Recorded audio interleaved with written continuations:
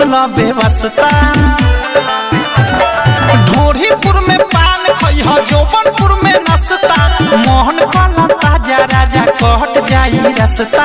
आवा हमारा लंदन जाता रह तू तो लंदन, आवा हमारा लंदन जाता रह तू तो लंदन।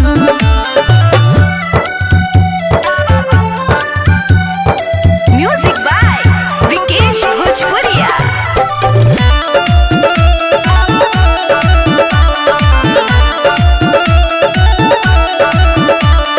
चोली बाजार में बोली ना बोली हो, लहंगा नगर बा पीछे में गलिया गली में मलिया सा पास बनोट घींचे में।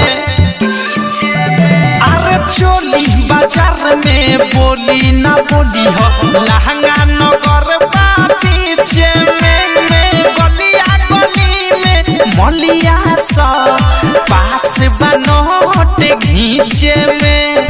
झूलापुर रसगुल्ला खइह, सायापुर सब पापड़ी, माहलपुर में मिश्री मिली सोट के खइह बाबरी। लालीपुर में घूमे सब छौरी खाली लाबरी, जाए के बेरी खालो हो जवानी के मुर्गा बहरी। आवा हमारा लंदन जाता रह तू तो लंदन, आवा हमारा लंदन जाता रह तू तो लंदन।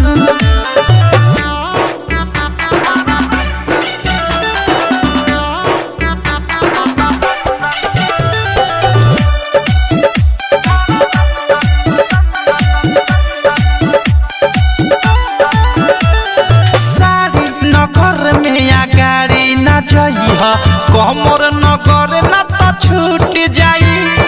जांग नगर में धांग के मारी ए राजा मुहरा उर फूट जाई। और सारी नगर में या गाड़ी ना जइह, कमर नगर ना तो छूट जाई। जांग नगर में धांग के मारी ए राजा मुहरा उर फूट जाई। पेट नगर में लेट न करिह, लोगों हाके ढीठ बा। आगापुर से पाछा अइब चौक एगो पीठ बा।